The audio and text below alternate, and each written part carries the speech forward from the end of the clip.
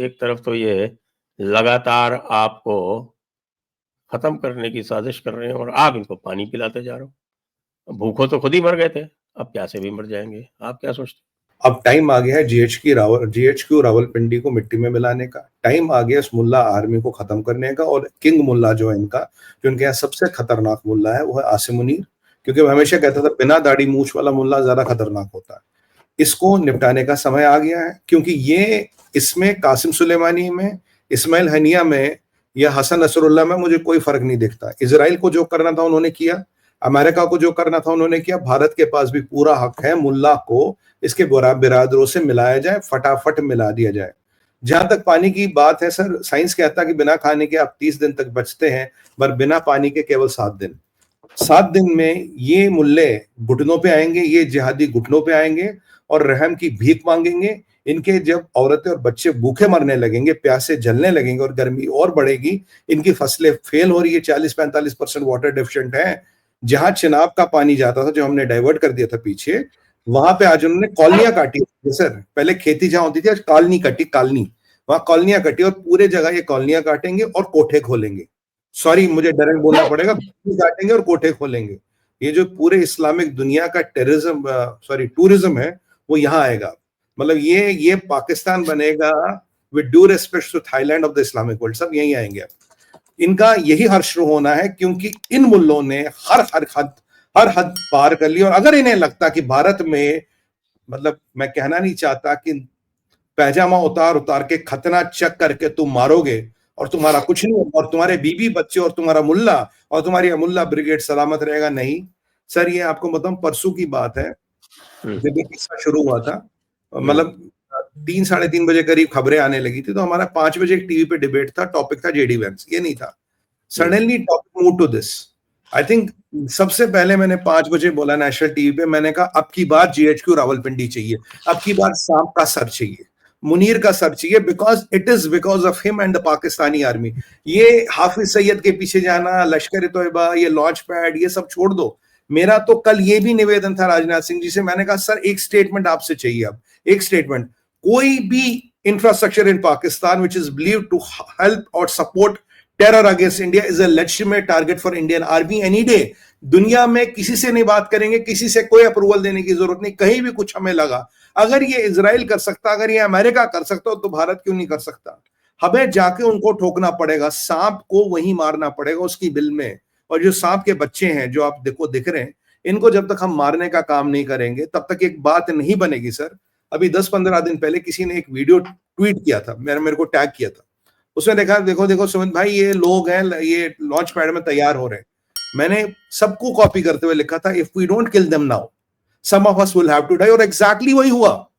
कुछ दिन हो गए, some of we lost our lives. हमारे लोगों को इन्होंने मारा है, चुन चुन के मारा है।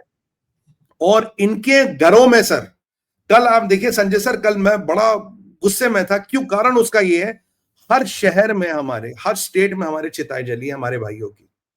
और जब तक इनके हर शहर से, हर गली से, इनके हर गांव से मैयतें नहीं उठेंगे ना इन पाकिस्तानी फौजियों की और इनके पॉलिटिशियनों की और इनके आंखों की, तब तक बात नहीं बनेगी। बाकी डिस्पोजेबल एक्सपेंडेबल जहादीज को तो मारेंगे ही मारेंगे, 100% मारेंगे। अब की बार ये जनरल कर्नेल जितने हैं, इनके घरों से मैयतें उठानी है, इनकी मैयतें उठानी है और इनकी बीवी बच्चे बिलखते रहे, रोते रहे। अगर कल यहां पूरे देश में चिता जली है, इनके हर शहर, गांव, कस्बे में कब्रें खोदेंगी। और मैं इन्हें कहता हूं, कब्र और कफन की तैयारी कर लेना, क्योंकि हम आ रहे हैं। अब की बार नहीं छोड़ेंगे। अब की बार बालाकोट, ये सब कुछ बात नहीं है। बालाकोट सर्जिकल स्ट्राइक से बात नहीं बनेगी। रावलपिंडी चाहिए, सांप का सर चाहिए। And count your Munir as a dead man walking, it's a matter of time, will get him. Modi ji ने कल कहा था, जमीन के will Hunt you down to the end of the earth. मुझे म्यूनिक वाला ऑपरेशन आ रहा है, तू जहां तक भाग सकता मुनीर भाग, तेरे जितने पट्टे जहां तक भाग सकते भाग, because India is going to hit as per its wait. अब नहीं छोड़ेंगे तुम्हें, तुम्हारी औकात कुछ नहीं। तुम 2% के जहादियों, गली के नाली के कीड़े हो, गंदगी की औलाद हो, तुम वही हो। और तुम्हारा अंजाम है जहन्नुम जाना, और हम तुम्हें भेजेंगे डायरेक्ट। और हां, अब की बार भेजेंगे नहीं जहन्नुम, लाश नहीं होगी, जलाएंगे उसको, विल बर्न यू, ताकि जहन्नुम भी तुम्हें नसीब न हो। जन्नत और हूरे भूल जाओ, जहन्नुम के भी कि तुम चौकीदार बन के रहोगे, वहां भी टट्टी साफ करने का काम कराएंगे तुमसे। तुम्हारी औकात ये है। बिकॉज पाकिस्तान बहुत हो गया सर, बहुत हो गई इनकी नाटक, और अब की बार भारत को डिसाइसिव लड़ाई करनी पड़ेगी। और मैं एक और चीज बताऊं, मैं कल Yeah. ये इरा पे था, मुझे कह रहे हैं पाकिस्तान के पास न्यूक्स है। मैंने कहा हमने क्या वो do you think we have bloody pumpkins? Nukes है तो देखा जाएगा यार, ये न्यूक्स डराओ मत, ये इस्लामिक हेजेमनी बंद करो, या उनके पास न्यूक्स है, ये होगा वो फ्रेम का देखा जाएगा, हमारे पास भी वो न्यूक्स न्यूक्स तो इनके पास बालाकोट के टाइम पे भी थे, वो ब्लफ तो उसी टाइम कॉल आउट हो गया था।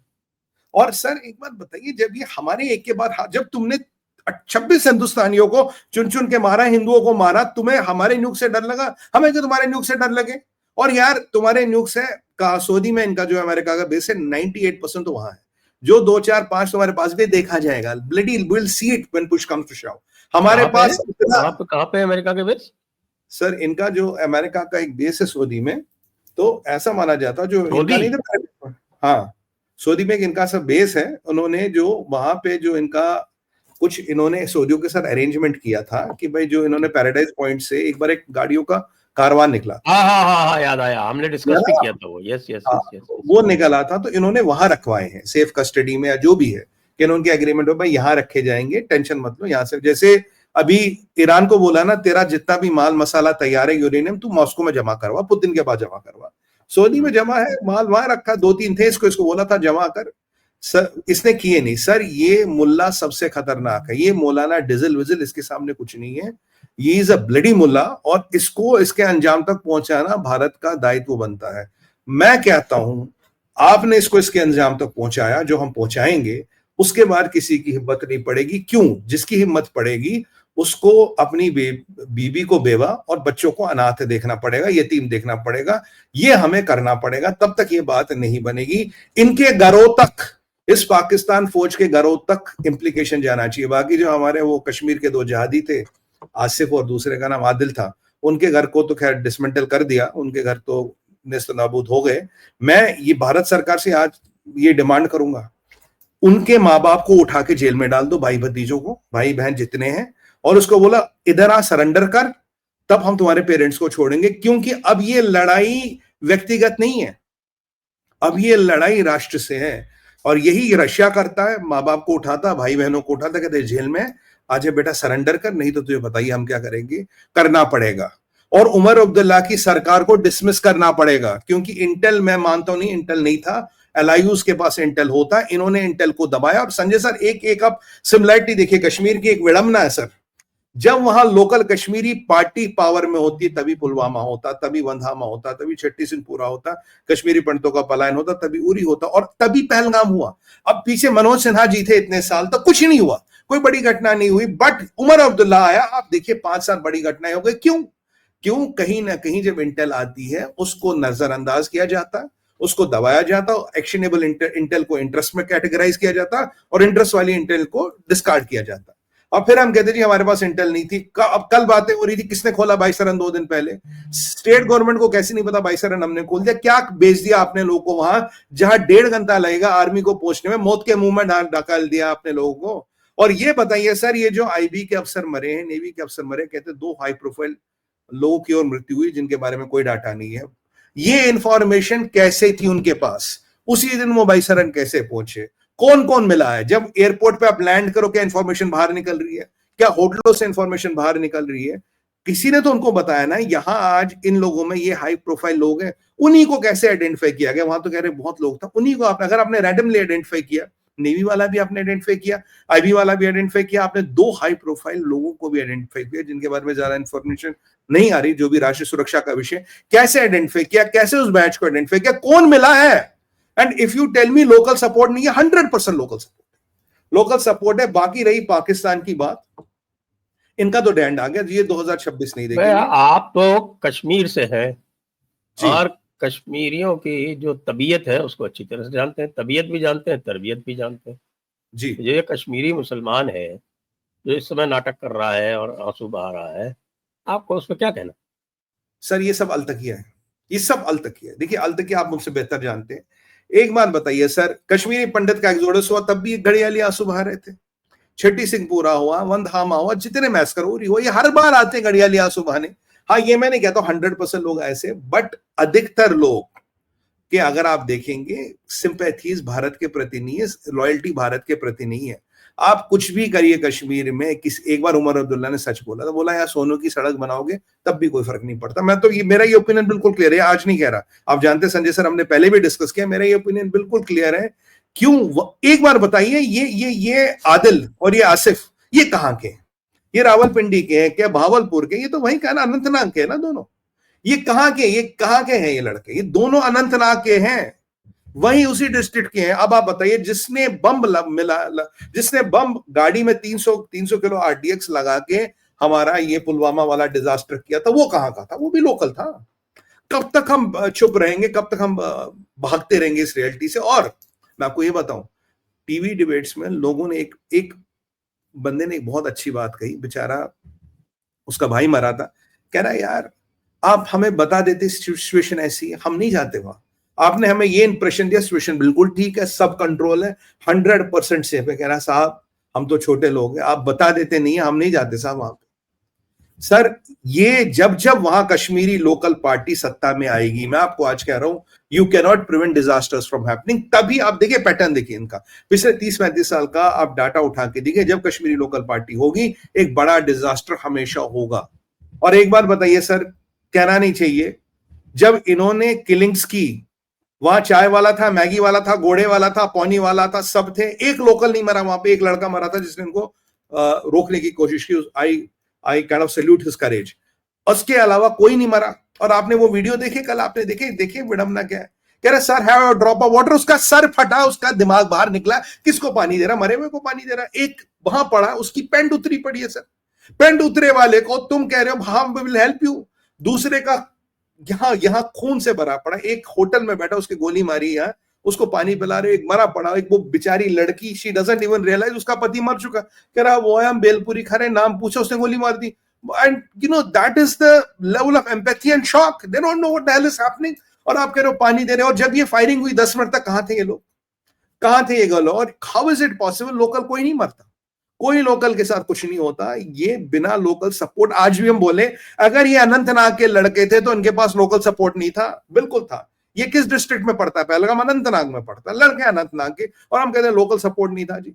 पाकिस्तान की तो वाट लगानी, पाकिस्तान की तो ईंट सेंट बजानी। आज मैं एक और प्रश्न उठाता हूं जयपुर डायलॉग के माध्यम से, मुझे बताइए, जस्टिस चंद्रचूड़ साहब ने कहा भाई इलेक्शन कराओ 2024 में, सितंबर तक इलेक्शन कराओ, मोदी जी इलेक्शन कराओ, नहीं तो संविधान हिल जाएगा, कानून हिल जाएगा। आज चंद्रचूड़ साहब रेस्पॉन्सिबिलिटी लेंगे इस कार्नेज की, लेंगे कार्नेज। माननीय सुप्रीम कोर्ट रेस्पॉन्सिबिलिटी लेगा। जब सिक्योरिटी के विषय आते, राष्ट्रीय सुरक्षा के विषय, आपने तो वहां तारीख बता दी माय लॉर्ड्स, आपने तो हमें बोल दिया यहां तक इलेक्शन कराओ, ये सरकार आनी चाहिए। अब उमर अब्दुल्ला की सरकार आने के बाद कौन से वहां सोने के पेड़ उगने लग गए। हाँ, जब महबूबा मुफ्ती की सरकार थी एक और कांड होता, उमर की सरकार होगी एक और कांड होगा, कल किसी और को बिठाओगे एक और कांड होगा। मनोज सिन्हा जी थे ना, कोई नहीं, कुछ नहीं हुआ ना। मुर्मू साहब थे, कुछ नहीं हुआ ना। ये हमें समझना पड़ेगा। हर चीज में अगर आप इंटरफेयर करेंगे, हर चीज में आप घुसेंगे, और जब कांड होगा, जब त्रासदी होगी, तब तो आप हाथ खड़े कर लेंगे, बोले जाकर मोदी जी देखो, राजनाथ जी देखो, हमें क्या पता हमने क्या किया। कहां है उमर अब्दुल्ला? क्यों इसके इंटेल को पता नहीं था, क्यों इसके एलआईयू को पता नहीं था, कैसे खुला बाइसरन? Who approved the opening of बाइसरन? जब हमें पता इस हाईली डेंजरस, और टेररिस्टों को बिल्कुल पता था इस तारीख को, 2 दिन पहले खुला था, इस तारीख खुलेगा, उन्होंने रेकी की थी, लोकल थे सर। मतलब अब we are trying to be fool ourselves. आज भी मैं आपको कह रहा हूं उमर अब्दुल्ला के नाम से, did you here the word Pakistan? Pakistan का नाम नहीं ले रहा, वो कह रहा टेररिज्म है, ये वो पाकिस्तान का नाम ले, क्यों नहीं पाकिस्तान का नाम ले रहा? मुंह में दही जम गई है, कहते रहे why the hell you can't take Pakistan नाम, बिकॉज कहीं ना कहीं तार जुड़े ना तुम्हारे। तुम कह रहे ना पाकिस्तान से बातचीत करो, पाकिस्तान को तो ग्रीन शीट दे दिया, पाकिस्तान से बातचीत करो, अपने पड़ोसी नहीं बदल सकते। हाँ, पड़ोसी बदलने का टाइम आ गया, परमानेंट ज्योग्राफी बदलने का टाइम आ गया। फारूक अब्दुल्ला साहब, आप कह रहे हो ना पड़ोस नहीं बदलेगा, हाँ बदलेगा, ज्योग्राफी बदलनी पड़ेगी। पाकिस्तान नहीं रहेगा, तुम्हारा पाकिस्तान नहीं रहेगा, 4-5 देश बनेंगे, उनके अलग अलग नाम होंगे, पाकिस्तान नहीं रहेगा। ज्योग्राफी बदलने की क्षमता रखते हैं। अगर तुम्हें लगता है हिंदू का खून बहा के तुम अपनी राजनीति करोगे, वो टाइम खत्म हो गया है, वो टाइम खत्म हो गया। कल मोदी जी ने बिहार में जो इंग्लिश में बोला था ना, बिहार की धरती से इंग्लिश में बोला था, पूरी दुनिया को बोला था, पूरी दुनिया को मैसेज दिया था। और ये जो तुम्हारा गैंग है जो तुम्हारे साथ रहता है, ये बॉलीवुड का गैंग, ये मोमबत्ती गैंग, ये अवार्ड वापसी गैंग, और ये जितने बुद्धिजीवियों का गैंग है, सर मैं सबके स्टेटमेंट देख रहा था, एक बंदे ने पाकिस्तान नहीं बोला, पाकिस्तान नाम का शब्द नहीं आया। ये क्रिकेट प्लेयर हमारे बड़े बड़े धुरंधर बनते, ये भी पाकिस्तान नहीं बोलते, एक के नाम से शब्द नहीं आया। बांग्लादेश का स्टेटमेंट देखेंगे Sanjay sir, there is no mention of terrorism. उन्होंने तो टेररिज्म भी नहीं बोला। They did not even use the word terror and terrorism. Attack कहते हैं। अटैक किसने अटैक किया? कि दो लोग में आपस में अटैक हुआ क्या? रंजिश थी क्या? जमीन की लड़ाई थी क्या? ये इनका ना बहुत, ये bluff has to be called off, has to be called off. And if we, और मैं आज आपके चैनल के माध्यम से एक अपील कर रहा हूं जो बहुत सालों से कर रहा हूं, ओवरग्राउंड वर्कर को टेररिस्ट मानना पड़ेगा। There is no difference. Correct. I agree completely. There is no difference between a person who pulls the trigger और जिसकी गाड़ी में बैठ के आता, जिसके घर में रहता, जिसने पैसे दिए, जिसने खाना दिया, सब साले आतंकवादी है। सबको आतंकवादी बनाना पड़ेगा आपको। अगर आपने कल क्या किया? हमने जी कल 5 जगह ऑपरेशन ओवरग्राउंड वर्कर पकड़े, उनके वो पिस्टल मिली, हथियार मिले। Are we waiting for a bloody for them to take out this pistol and kill somebody more? Are we waiting for them to kill people? क्यों पकड़ा उनको? उसके घर में पिस्टल मिली, पकड़ने की आवश्यकता क्या? वो आतंकवादी है। उस मतलब आतंकवादी की डेफिनेशन या तो बताइए, जिसके पास AK-47 हो वो आतंकवादी हो, उसके नीचे वाला हथियार हो भाई वो आतंकवादी। ओवरग्राउंड वर्कर क्या होता है? What is overground worker? और ये जो हम कहीं ना कहीं मुस्लिम अपीसमेंट के चक्कर में पड़ते हैं, ये कहीं ना कहीं भाई मुसलमानों को खुश करना, मुसलमानों को ये करना, वो हमें भारी पड़ रहा। हिंदुओं का खून बहता सर, जब भी कश्मीर में त्रासदी हुई है हिंदू का खून बहा है, हिंदू के खून से वो जमीन लाल हुई है। This is the reality of life. हिंदुओं का पलायन हुआ वहां से। This is the reality of life.